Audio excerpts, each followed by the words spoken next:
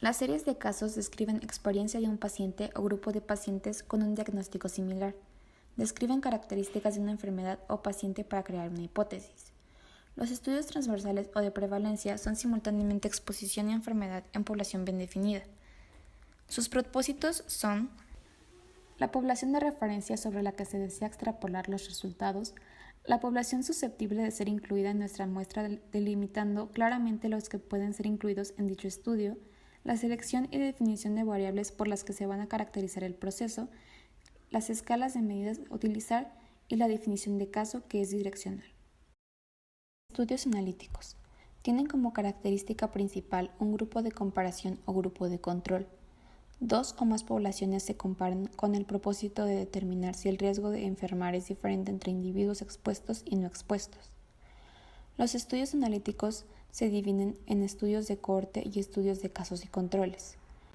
Los estudios de cohorte son estudios observacionales en los cuales los sujetos con exposición de interés y sin exposición son identificados y seguidos en el tiempo hasta el desenlace. Son estudios prospectivos. Los estudios de casos y controles son observacionales. Se identifica un grupo de sujetos con cierto tipo de desenlace o enfermedad y otro grupo sin eso. Después se evalúa en retrospectiva en el tiempo. Se utilizan para encontrar si fueron sometidos a exposición o al factor de riesgo relacionado al estudio. Son usados para explorar enfermedades infrecuentes o raras. Tienen como ventajas que a través de ellos se puede determinar tanto la incidencia como la historia natural de una enfermedad. Son útiles en la investigación de múltiples desenlaces que podrían producirse después de exponerse a un factor de exposición único. Además, que estos estudios permiten el cálculo de la tasa o rate de incidencia, el riesgo relativo y la razón de peligro o hazard ratio. Sus desventajas son que el diseño que se usa en los estudios de cohorte no es óptimo para enfermedades de muy baja frecuencia. Otra importante limitación es la consecuencia de pérdida de seguimiento.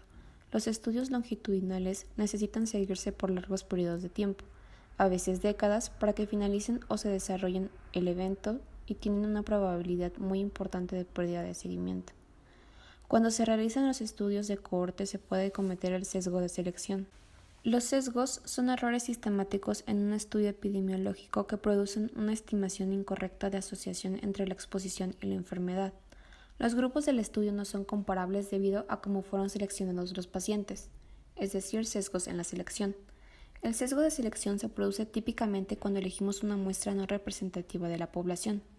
Los grupos de pacientes del estudio no son comparables debido a cómo se obtuvieron los datos, es decir, sesgos en la información, por cometer imprecisiones o errores en la recolección de los datos.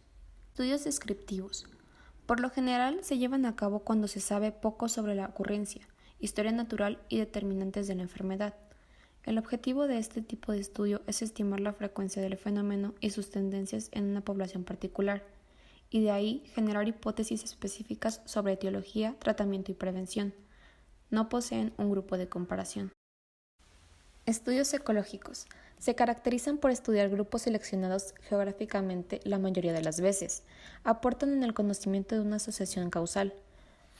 Tienen la propiedad de dar origen a hipótesis que podrán ponerse a prueba con otros diseños, además de que utilizan datos que han sido recopilados de manera previa y rutinaria en censos, encuestas y programas de vigilancia epidemiológica. Existen dos dimensiones, exploratoria y analítica. La exploratoria es una comparación simple de frecuencias entre grupos en un momento determinado. Su propósito es buscar patrones espaciales o temporales que podrían sugerir hipótesis en la región estudiada. La analítica estima las frecuencias de la exposición y la enfermedad, y por tanto se busca la correlación entre una variable independiente y una dependiente. Los tipos de diseños ecológicos son los estudios exploratorios, los diseños de grupos múltiples, diseño de tendencias en el tiempo y diseño de tipo mixto. La medida estadística que se utiliza para evaluar la asociación en este tipo de estudios es el coeficiente de correlación de Pearson. Variable de exposición como la del resultado son variables cuantitativas. Las ventajas es que son rápidos, económicos y relativamente fáciles de realizar. Son el primer paso para evaluar una posible asociación entre una causa y un efecto, además de que suelen dar pie a generar hipótesis etiológicas. Sus desventajas son que no es posible conocer cuáles casos tuvieron la exposición ni las diferencias en los niveles de exposición en quienes la tuvieron. presentan una dificultad para el control de sesgos y no es posible establecer la temporalidad entre exposición y efecto. Estudios analíticos. Tienen como característica principal un grupo de comparación o grupo de control.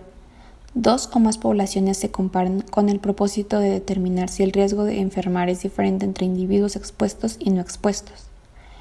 Los estudios analíticos se dividen en estudios de cohorte y estudios de casos y controles. Los estudios de cohorte son estudios observacionales en los cuales los sujetos con exposición de interés y sin exposición son identificados y seguidos en el tiempo hasta el desenlace. Son estudios prospectivos.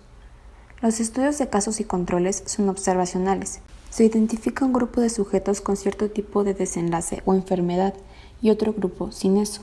Después se evalúa en retrospectiva en el tiempo.